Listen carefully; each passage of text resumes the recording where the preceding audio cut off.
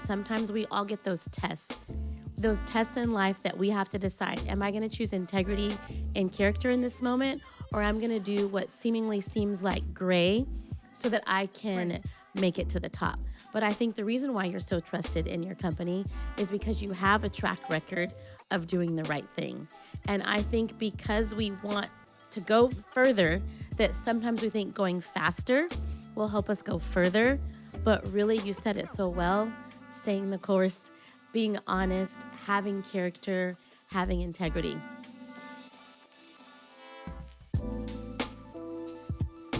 Hello, and welcome to the Girls Podcast. I have a new friend for y'all to meet. She is beautiful, Dawn Pittman Collins, and one of my dear friends. She's a boss, she's a leader, she's an influencer, and also someone who helps us build this church, her and her husband, and you need to know her. So we are about to jump into a conversation. Won't you join us? Because you are going to be blown away at all that God is doing through this powerful woman. Okay. Welcome to the Girls Podcast. I am so honored. I'm also, I'm not somebody who often gets nervous. I'm a little nervous, but I'm giving you a little raspy voice because I had a little bit of cold. So sorry for everybody out there, but thank you for having me. I am truly, truly honored. Thank you for your yes. It makes me emotional just being across from you because there's people in all of our lives that look at you and remind you that God's hand is on your life, that you're called for such a time as this, and you and your husband are one of those couples that speak life into Earl and I and speak life into this church and remind us that anything is possible. And so I just want to honor you in front of everyone and say thank you for your yes. It would be so easy for you, as successful as you are, as stunning as you are, to not have time to speak life into us, not have time to grab hands with other couples and other leaders in the church to breathe life on them, not to mention the stuff that you guys do all around the world. But the fact that with all that God has trusted you with, you still are involved in your local church. You still pray for us. You still pray for countless people in the church. We are just so, so grateful for your yes. So I just wanted to honor you in front of everyone. Thank you. It's very, it is truly humbling to hear. It's also hard for me to take compliments. I'm very good. I don't know I'm very good, but I can give them. Hard to receive them, but thank you very much. We are, I think Matt and I both are where we are and who we are in part due to this church and being grounded and having examples, having people that we can look to and say, you know, that's what we want to do. That's where we want to be. That's how we want to lead and love and grow. And so it really is down to Shoreline. Wow. Well, we are honored that y'all are here and just grateful for your friendship. Love our dinner conversations, love our text messages, all the things. But I just want to jump right in. I just want to give the women, the girls of all ages framework for who you are, for what you do. So I just want you to just let them know what do you do? And then we're going to unpack it. So we're going to start from where you are today. And then we're going to unpack it to how you got there. Because we live in a culture, in a world where we all want give me your tips. Give me your hacks. Give me the TED Talk. How do I rise to the top like Dawn? How do I become all that God's called me to be? How can I be a leader? How can I be an influence and a force? And we are consuming so much information on a daily basis, reading so many books, listening to so many podcasts, and asking, how can I do that? How can I get to the top? So tell us, you're at the top of your field in your game, but you're still humble about it. But tell us what you do, and then we're going to unpack it on how you got there. Sure. So right now, my title at work is Assistant General Counsel of Product Law. Okay. So I work for a very large multinational corporation based here in Dallas. Okay. And I have been practicing, though. I've been a practicing lawyer for almost 30 years now. So I did not start there. Okay. I started at a very small law firm, basically doing any and everything, whatever they told me to do. Right. And was thrilled and happy to do it. So I think for me, I don't consider myself at the top of my game. There's always something more that you can strive for. Right. But what I do try to remember is that I need to be the best me. Beautiful. Right where I'm at. And that the most important thing for me to remember is that I've been entrusted with something entrusted with people. Right. And that's through God, but actually in my company as well, I'm Yes. entrusted with managing significant matters. Right. And so I try to remember it's not about me. It's about the people that I work Beautiful. with. And really, my goal is always to lead, to be a servant leader. Beautiful. Yes. And to do what I'm called to do, but to also, as my mom used to say to me when I was little, don't forget yourself. Yep. And that was not, it wasn't a compliment when she would say it. Okay. It was more of a remember who you are. Exactly. And so I try to carry that, whatever room Right. I go into. But it definitely has been a journey. You don't start in that role. Right. So 30 years in of practicing law. Yes. How have I you started when I was 4. literally, how have you stayed the course? Because 30 years, that's 3 decades in a Yes. field that's a weighty field.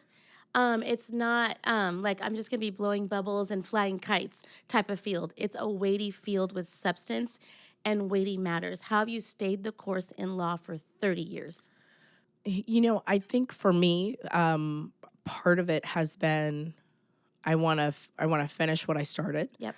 But don't get me wrong. There have definitely been moments where I just thought, okay, this is not for me. It's Right. too much. It's too heavy. Right. The work that we do a lot of work where people have been injured or died, and so that's a lot. Yeah. And my company's reputation is on the line. Yes. And so I think for me, I believe that I need to stay until God has told me Yes. it's time to go. Right. And so, I was talking about before, I worked in a law firm. I worked in, right before I moved to my company, worked in a very large law firm. And I realized that the people around me people were just working 24/7. And I really had to ask God, like, is this where you want me? Is this Right. where I'm going to stay? Right. And then an opportunity came to go to my current company. And so I moved, but I moved trying to make sure that I was moving to something, not running away from Right. something. Right. And I do think that I think there's a difference. For sure, 1000%. But I'm sure that you've seen people come and go. You've seen people think, okay, because we grow up, in this day and age, and you see shows that are about lawyers, and you see the suits, and you see the pretty clothes, and you see the big cases, and you see the cameras sometimes, and you see the success, and you have a picture of what you think that really means. But then once you get into it, you realize it's not about what it seems like on the outside. The same thing happens to Earl and I. People see us and they think, oh, I'm going to start a church. It's so easy. But they don't see the behind the scenes of the sacrifice, the tears, the prayers, being misunderstood. And so what would you say to the person who aspires to be a successful lawyer, but their only picture is what they see on TV or in movies? What advice would you give to them? My advice would first be you need to have a healthy sense of self. Beautiful. And by healthy, I mean you do have to know who you are. Yeah. And you have to be willing, I think, to stand for something. Right. Because in all things, there will be opportunities, or you may even be asked to compromise on Yes, something. talk about it. And you have to be prepared to say, no, Right. I'm not going to do that. Right. Or there's another way to get to that. Beautiful. I also think that you have to be ready for the grit. Yes. Yep. The hard work part. The hard work. Excuse me. I've been in the office. I'm getting into the office at 6 a.m. and I'm not leaving until 10 at night. That's real. I've got to get ready Grinding. because everybody thinks like, oh, you get to stand up and you make an argument in court, and it's like, no, I'm reading a binder full of cases. Well, Wow. in my day we had binders. Okay. Now you just read it on the computer. Yeah. But a binder full of cases. I'm practicing in the mirror. I'm, asking people to ask me the hard questions. You're doing all the prep work in the background in order to stand up and be able to. You're sort of a gladiator. You're standing Right. up on behalf of somebody else and presenting their case. Exactly. And so I think you have to be willing to to put in the time and to recognize there will be moments where it feels great and it's, there's flow, Yes. but a lot of it is just making the decision, I'm going to keep at this. I'm going Right. to put one foot in front of the other. I can't think about how long the journey is. I have to just do the thing that's in front of me now Today. and then keep doing that. Right. I feel like so many of us, we want to be successful. Right. We want to rise to the top. We want to have influence. We want to crush it. We're so hungry to do great things. What would you say to yourself 30 years ago? Because you've been practicing law for over 30 years, there was not the woman that I see today 30 years ago. Right. You decided to say yes. You decided to do the long hours, the late nights. You decided to deal with being misunderstood. What would you have said to yourself 30 years ago? I would definitely say that the most important thing is to not lose yourself in the work. I feel like you got to unpack that. Yeah. So it's very easy, especially when you're in a field where there's always the next thing. So, you start out as a junior associate and then you want to be a mid-level and you're basically doing whatever somebody tells you to do. Yeah.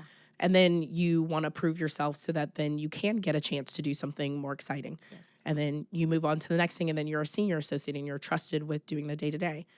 And then if you're lucky enough, you make partner. And then if you make partner, it's usually junior partner. And then you go from junior partner to senior to mid-level partner to senior partner. And there's always some next thing. And it can be a very competitive field. Yes. And so it is, some people feel like they need to step on or go through people to get to where they want to be. Talk about it. As opposed to, we can grow the pie. Yes. Yes. And we can get there together. Yes. And This is so good. So I think that there's a temptation for people to feel like, oh, if that's how you do it, I have to run the race that way. Right. And so for me, if I could remind myself, because there were times where I got very discouraged, to remind myself, like, it's not just what you do, it's how you do it.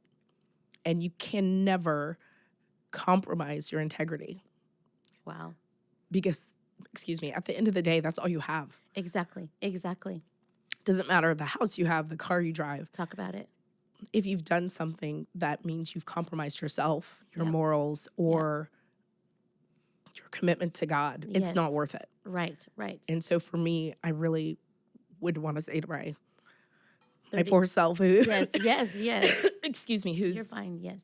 Who is struggling, and crying in her office, going, I don't know if I can do this. I don't know if I have it. Yeah. Do I really want this? To say, what you're doing matters.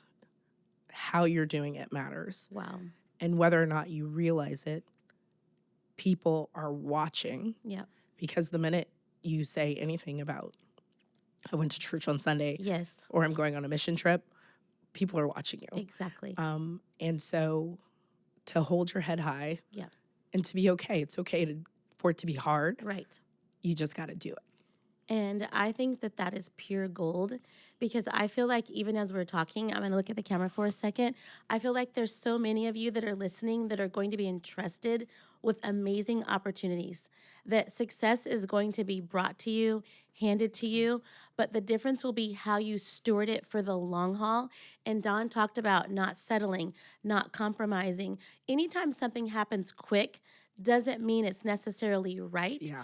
And so don't compromise who you are to make it to the top, because eventually it does catch up with you. Play the long game and be surrounded with people who are going to be praying for you, speaking life over you, and reminding you not to settle.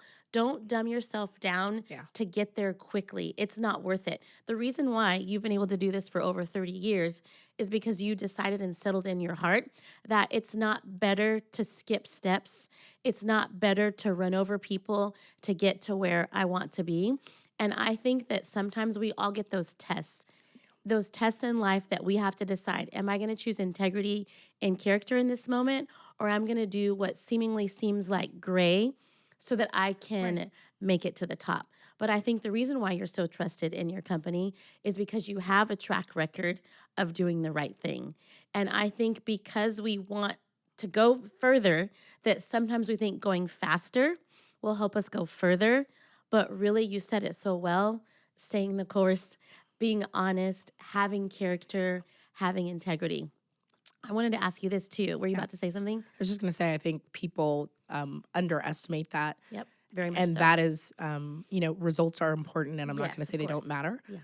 But when people are watching and they understand that you are principled in how you do your work and in how you deal with people, It's different. that it hits different. Yep. And I think it's recognized. Exactly. Because you've been at this for, 3 decades, I'm sure you've entered rooms possibly where you're the only woman or the only woman of color. What's that like? Because when you walk into a room, you have this, I've talked about this before. There's 2 types of people, in my opinion. There's a here I am person who's like, here I am. I'm general counsel. I'm like a boss. Look at me. Look how successful I am.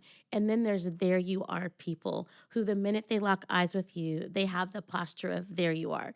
You and your husband both have a there you are posture, even though you've been trusted with so much and are very like at the top of your game in success. How have you kept that? Because I'm sure you've been in spaces where you're the only woman that looks like you or the only woman. And sometimes that can make you shrink back instead of making you stand tall. How have you stayed so light? Because you have this presence about you. You're doing like big things, but then you're very much there you are. How have you not let being misunderstood, being the only one? Because I feel like on the other side of our conversation, there are women who are called to go first. And being in rooms sometimes when you're the only one that looks like you can be difficult and make you discount yourself. What has that journey been like for you? What have you learned from it? And what advice would you have? Because you're in fields and spaces where there probably are not a lot of women or a lot of women of color, in some cases, at least 30 years ago. So can you speak to that a little bit? I think it will give people hope. Sure. And I think one of the I've kind of a funny story, and then to sort of more seriously, when I first started out, I was asked to take a role at a deposition, basically to interview somebody. Okay. And I walked into the room, and it was a room of, all men. The witness was an older gentleman. Okay. And I walked into the room, and they said, "Hey, could you get us some coffee?" Wow. And I said, "Sure, let me see. I'll get Right. coffee." I brought it in, and Yep. so they were chit-chatting. Yep. They didn't anticipate, it didn't even cross their mind that I could possibly be a lawyer, let alone a lawyer from the other side. And so I, said, "Does everybody have what they need?" And yes, thank you so much. And then I sat down and I said, "Okay, let's get started." And the look on people's faces were like, oh, you're the lawyer in the Right. room. And so it just made me laugh. And what it Yeah. also made me do is to realize, yes, that you can take it and be offended, Yep. or you can use it to your advantage. Talk about it. And so while I was getting coffee and they were milling about, they were talking about their strategy. Okay, well, thanks. I appreciate you giving me Yes, that information. Exactly. Wow. But I think more importantly, one, I've been so blessed. My parents were just so incredibly supportive, and really made me think I could do whatever I wanted to do. Yes. Much to their chagrin sometimes, I'm sure, because I was like, I can do it. Yes. Whatever that it was. But also, you don't do that alone. So I do need to give honor to all of my mentors along the way. It's a tough road. Yes, talk about it. And they didn't even my mentors didn't look like me, Yep. but they were very encouraging and gave me responsibilities early, Trusted you. and trusted me, and basically said, I'm going to give you as much as you can handle, and so you tell me when, as opposed to prejudging what Right. I may or may Capable not of. be able Right. to do or be capable of. So I think that's huge. I also am someone who has always felt I'm going to prove something. Yep. Right. And so when I think with that posture, it has allowed me to walk into rooms Yep. and be okay. But there is also the flip side of that, where you're constantly looking around and you're looking for somebody that looks like you. Right. And if that doesn't happen, you have to be able to sort of stand firm and to know, all right, I got this. Right. I wouldn't be in this room if God didn't want me to be in this room. And so Gold. I'm sort of on a No, little bit of a take tangent, your but time. This is so good. I always get frustrated when people talk about imposter syndrome. Mm. And it is a real thing. It Right. is a real thing where you're like, all these people are so smart. Why am I here? How can I do it? And I had a brief moment of that when I was a very junior associate, until I realized somebody was passing off my work as their own. Wow. And so I realized, I was like, oh, well, if it's good enough for you to want to claim it, Right. I then must be doing a good I must job. be doing something right. Yep. Yep. So it wasn't fun. And that was, those were some difficult conversations. But I think that was, for me, I think when I walk into a room, I always want to remember I wouldn't be here if God didn't want me here. So number good. one. And then number two, I'm looking around the room for the person who feels like they shouldn't be in the room. Yep. Because I want to go over to that person and say, hey, what are you doing? How are you doing? Yes. Because I remember what that felt like. And I want to do what I can to make sure that no other person does that. Wow. Wow, wow, wow. That's remarkable. And I feel like that is just going to help so many women exhale as they listen to this and as they listen to this conversation, because so many of us have been called to go first. I think about the high schooler who could be listening, who's a Christian at her high school, and she's been called to go first. She's the captain of her volleyball team, right, the captain of her cheer squad, but she feels like the only one who's standing up for the right thing, or she's been called to lead because no one else is leading. And I think that we live in a day and age, even with my little girl, a 9-year-old little girl, and everybody wants to be the same. Yeah. And if you have a difference, like obviously, so my little girl doesn't look like me. And so at school, people ask her questions, and she was saying, I just don't understand why this world is this way. Right. So having to explain to a 9-year-old that, but Earl and I were talking about it, and she can use it to her advantage to help open up people's minds, right, that God makes all types of families, and sometimes families look alike and sometimes they don't right, look alike. And so using what seems like in a moment, I'm the only one, God can use it. Like you said, when you started serving that coffee and you started hearing like strategy, God used it in your favor. right. Instead of shrinking back, it propelled you forward. And I think this is going to give hope to so many people, because no matter what, we're all called. Right. We're all set apart. God has a mission and assignment for our life. And I think if we don't shrink back and we rise to the occasion, anything is possible. And Absolutely. I want to talk a little bit about like all the things that you guys do that are helping people, literally all around the world. 1 minute you're on a mission trip, another minute, you guys have an organization where you help so many. I just would love to talk about just your heart of generosity, because I think also when you've been entrusted with so much that it can be easy to think, I just need to keep it all to myself because I don't want to lose it. Why are you guys so generous? And can you talk about some of your work that you guys do around the world? For sure. And it when you talk about it that way, it feels so big. But for us, I think it feels very small and essential. So I'm very, very fortunate that my husband and I, even when we got together, we're equally matched in terms of we have a heart for generosity. Yes. So if you come over, especially if my husband is cooking, usually there's like 2 or 3 main dishes. More is more from Matt's perspective. Yes. Yeah. So we love helping, we love giving. Yeah. And so I'm so grateful that God yoked us together. So what that's done is here in Shoreline, that's just been able to be amplified. I mean, we always say we're so fortunate in that it's never a question. Wow. If there's an ask, we want to be in a position to say yes. I know it sounds like I'm getting emotional. It's the raspiness. Yes, I'm raspy too. We're raspy together. Okay, we're there together. Yes. But also, Matt was in the Army, served in the Army, and got to see a lot of things in South America. And as he said to himself, if I ever have a chance to come back, I want to come back. I would love to spend time here, live here, and help people. Wow.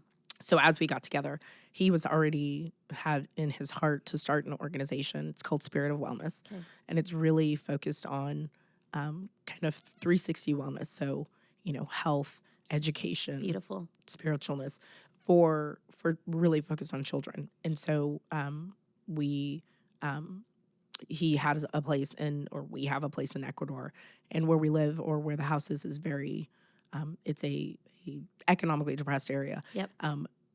Matt's first thought was like, how can we help? So right now, the focus is we are helping feed families. We have Incredible. a food bank that every 2 weeks, people, I think we feed about 60 families, will come in and can get staples. So, Wow. and the interesting thing is our heart has been for kids. What we've realized is there are a number of older people who are the heads of their household who don't have a way of still working. And Wow. so they have their grandchildren living with them. So that's been a beautiful way to give back to a community. We're partnering with Shoreline, and we're able to get donations from all over the church, Yes, and are yes. sending what will be school supplies, desks, and monitors and things down to Ecuador. And then now we are also very involved in the missions that Shoreline does. So, we've gone to Guatemala. We just got back in August from Kenya, which was just such an amazing experience. And it has reminded us of the difference between want and need. Wow. To right size our expectations. Wow.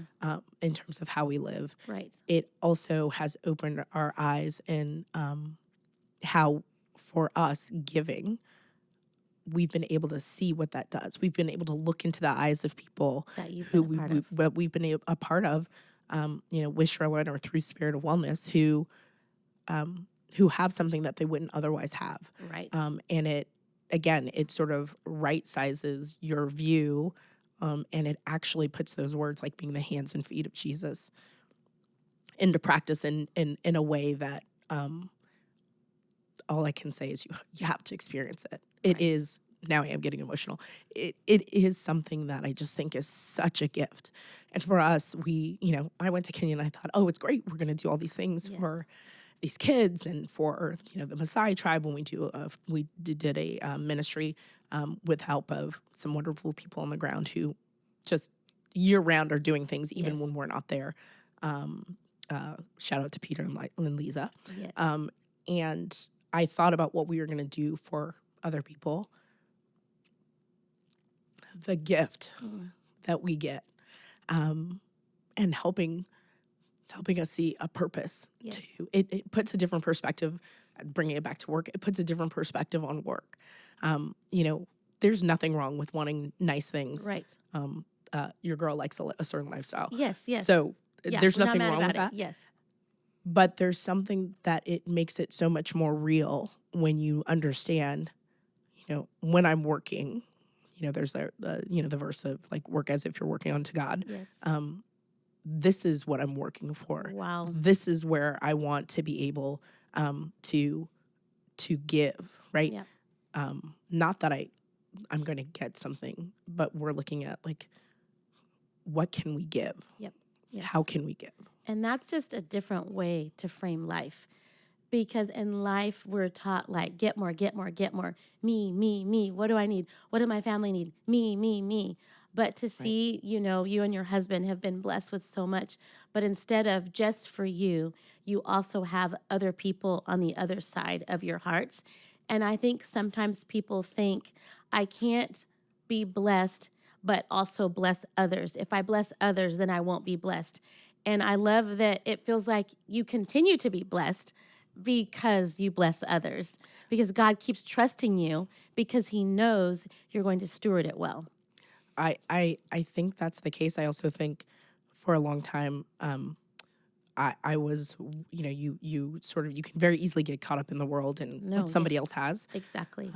And someone who we go to Shoreline with, we were sitting at a restaurant and somebody said it was a gentleman, and he said, oh, I love your ring. It was like a lion's head ring. And he said, oh, he took it off his finger and gave it to him. Wow. Gave it to the waiter. And the waiter was like, over the moon and thought he would, was just like, I can't believe you did that. And I was like, I can't believe you did that. Right. And he said, I just really want to live my life with my hands open. I want to come from a place of abundance. So if I give it away, it will come back. Exactly. And that was, I was a full-fledged adult, and it was mind-blowing to me. So that's what I want to emulate. Beautiful. That idea of it's open, it's Exactly. yours. And it is. It all comes from God anyway. So being able to say, it feels weird to say we're giving it back. Right. Because it's really his anyway. Anyways, well said. So well said. What would you say for the young woman watching, the older woman watching who wants to go far, who's hungry, who wants to be successful, be at the top, be trusted with more? What if you were packing a bag for them, for their life, for their journey? What would you say are some of the essentials to be put in that bag? Oh, I would definitely say patience. Wow. If you want to do anything well, it takes steps. Yep. It takes investment. Yep. It takes practice. Exactly. So I definitely would say patience. I would say, and I think perseverance is something else. Patience is I'm going to be patient for the things that are going to come. Perseverance is I'm not going to shrink away for going for the things that I want. I'm going to persevere. Yeah. I'm going to continue through the hard stuff. I would definitely say have some people in your corner that can remind you. Yep. Like my mom used to say, don't forget who you are. That. I think that that's probably the most important thing, because if you can come back to that, if you can say, I know who I am. Yeah. It doesn't matter what room you put me in. Yep. I know who I am. Exactly. Even if you don't get it immediately, in my view, you can never really fail. Yep. Yep. Because even if it's a disappointment or it doesn't go the way you want it to, Right. it's just a step. Yep. It's just, it can be a hiccup, it can be a blip, but you're still you and you haven't sacrificed you in that standpoint. And then I would say, pack some caffeine. Go. Yes. Go and do. And don't be afraid of it. I think sometimes women feel like, oh, I'm going to, it's going to make me too sharp, or people are going to look at me differently. And I look at it as like, if you have that desire, that comes from somewhere. Yep. And so what a disservice to God if you downplay it. Right. Because you can be graceful, but you also can be strong and get some stuff done. And would you speak a little bit to the woman who feels like I'm too strong, I need to dumb myself down? That makes me mad. Yeah, let's unpack it. Sorry, I'm just going to be honest. It Makes me mad. I often feel like women of color, and particularly African American women, are put in this position. And I definitely remember a time where I had to say to myself, I don't want to be perceived as the angry Black woman. Right, talk about it. But sometimes there's a need for you to be the angry Black woman. Yeah. And so I think what you have to remember is there's a difference to having sort of righteous indignation. Yep. And then letting everything be the thing that like is the spark. Right. And sometimes I think that can come from, listen, it's frustrating when you feel that you're constantly being questioned. Right. And in a field like, for me, in the field like law, we don't make anything. What you're selling is your intelligence or your experience. Right. And so it's very easy to feel like people are questioning your capabilities or your how smart you are, or what you can do. Again, I think the antidote to that is, prayer, right-sized humility, not the, oh, I'm just weak and a worm. Right. But like, hey, this isn't about me. I have God-given talents. Exactly. I'm going to use those God-given talents. And then also being willing, you have to be willing to sort of look long-term. Like sometimes I have to decide, is this the thing today that is going to, where I'm going to focus this energy? Yep. Or is this something where I have to say, this is not for me. This is for somebody else to deal with. Yep. And not feeling like you have to, everything isn't a personal slight. But I do think that there is a difference between, you can be strong. Yes. You can be confident. Yep. You can speak with authority. Yes. And you can wear that. You can wear that as if it is yours. Yeah. Or you can be defensive about it. And I think when you're defensive about it, you feel like somebody's going to take that away. Exactly. And to me, authority or leadership is not your title. I have people who have worked with me who don't have the title, but who, if I'm going to listen to voices, I'm going to listen to that voice. Yep. I have the same thing in my life. And so I think I think for me, that's what you have to remember. It's not about the title, because I think with the title comes responsibility. Yes. Yep. I mean, you have responsibility to yourself. You have responsibility to the people around you. And I think for me, I feel like I have a responsibility really to try to make sure that I am not reinforcing the stereotype, Right. that I am acting in a way where I can hold my head high, Yes. where I can ensure Yep. that what I'm doing or what I'm saying is what I would want to do or say, you know, if my boss was in the room, if Yep. my mom was in the room. So good. And I do think that strength doesn't have to be overt. Yep. There is a Quiet such a thing as strength. quiet strength. Yep. Mm-hmm. And having that reserve and perseverance and understanding who you are, Yeah. and as a believer, whose you are, Yep. whose authority you're walking in, I think can do wonders. Incredible. A couple more questions, Sure. and then we'll land the plane. I could talk to you for hours, hours and hours. What is it like, because you are brilliant, because you are strong, then you also married someone who is brilliant and strong, and because you know how to defend things, you can, you can like state all the facts, cite the common threads. Like, how does that come into play as a wife? Because you know how to defend things. So then how do you partner with your husband when you're so strong and you both are strong? Give some advice to the married women out there who are very strong and also want to partner with their husbands, but not feel like every time you're in an argument, it's like you're on trial and you get out your binder. Did Matt ask you to ask this question? Nope, I feel not like at all. I'm going to ask him. Nope, not at all. We didn't talk. So that's really interesting. And I do think it can be challenging. I mean, sometimes Matt has to say to me, "You're not at work." Wow. Yeah, that's real. My instinct is like, I'm always like, I'm thinking like, okay, what about this? What about this? What about this? Yes. And it definitely has been a challenge. So my husband is brilliant and, is an engineer and went to law school at night and can fix just about anything. And so, but he's also he can be very easygoing. Yes. And so for him, it's sort of like, it's just not that serious. It's not that big a deal. Whereas for me, I'm like, wait, what it is a big deal. It's a thing. And so I think for us, what I've had to realize, and still am realizing, there isn't one way to do things. Yep. So good. And I do sometimes need to be reminded I'm not at work, because at work, when things come to me, everybody can have an opinion, but ultimately I get to make a decision for the most part. There are obviously, I have wonderful people who I work with and work for, including. But you're a boss, so you are. Well, I will say this just so I don't get in trouble. My real boss is actually an African-American general counsel who is the epitome of grace under pressure. Beautiful. And so it's wonderful to have that picture. And I feel very fortunate to be where I'm at to have that picture, because so many people don't. Yeah. But there is a sphere of influence that I have. And so when I come home, I need to recognize that I have to figure out how to lay that down. And I do think that you have to figure out how to lay that down without then feeling like you're rolling over, right? That you're not going to lose yourself. Exactly. And so what I think about is I try to remember, I have these gifts, I have these strengths, but God has chosen this partner for me. Mm-hmm. And I need to make sure that the needs of that partner are being met. So good.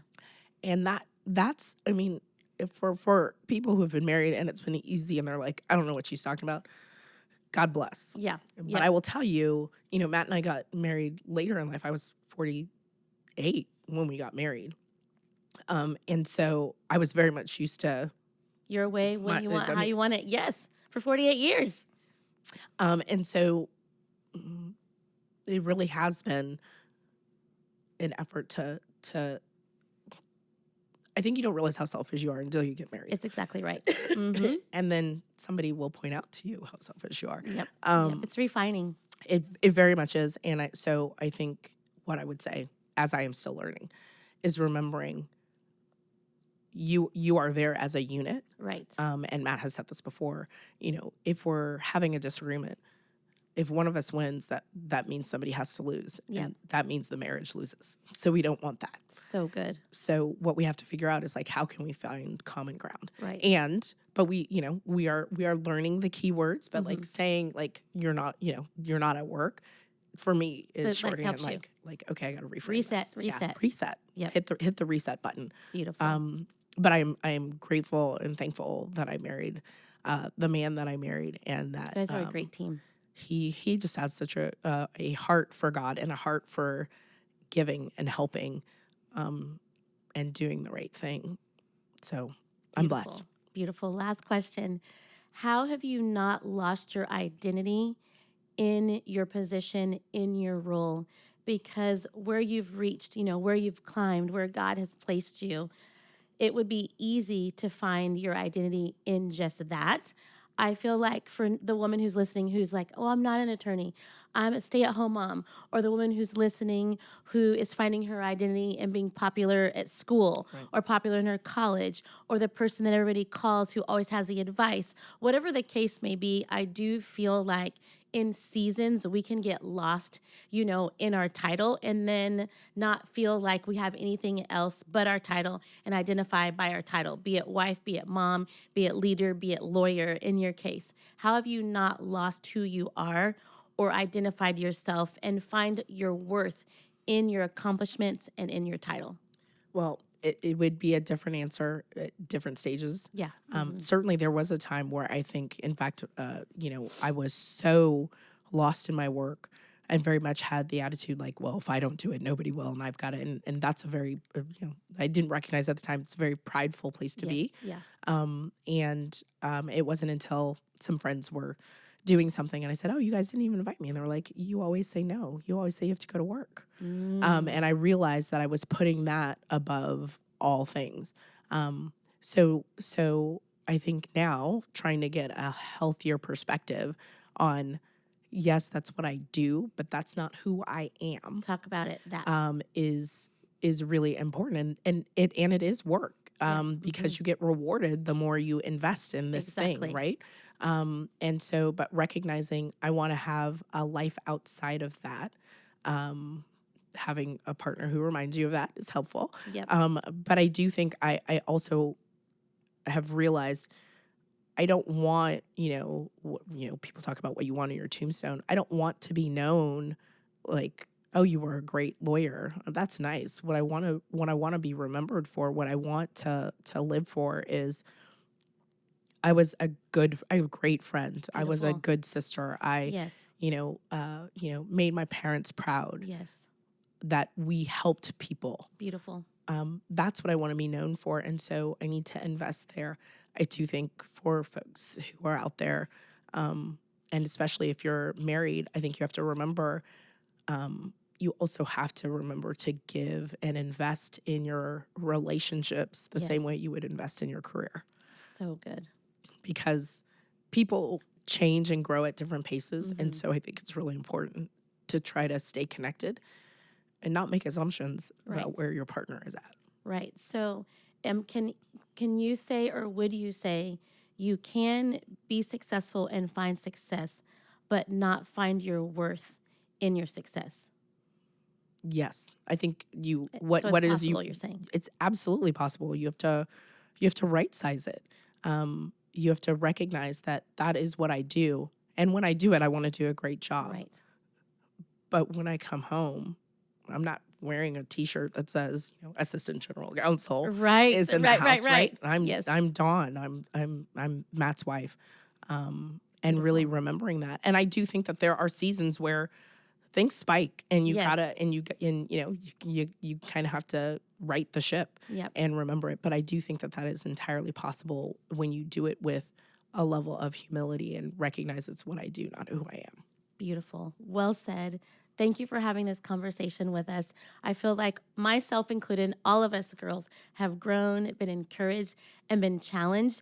And you're such a picture of you can continue to climb to the top, have the biggest goals, but also keep Christ at the center, honor your family, honor other people, be strong, but also have humility, have courage, be a hard worker, but not be afraid to jump on a plane, go to Kenya, serve people, have a nonprofit where you're building, educating, feeding other people. Your world can be so big, but you can also serve while leading a very big life. Thank you, thank you, thank you for this picture.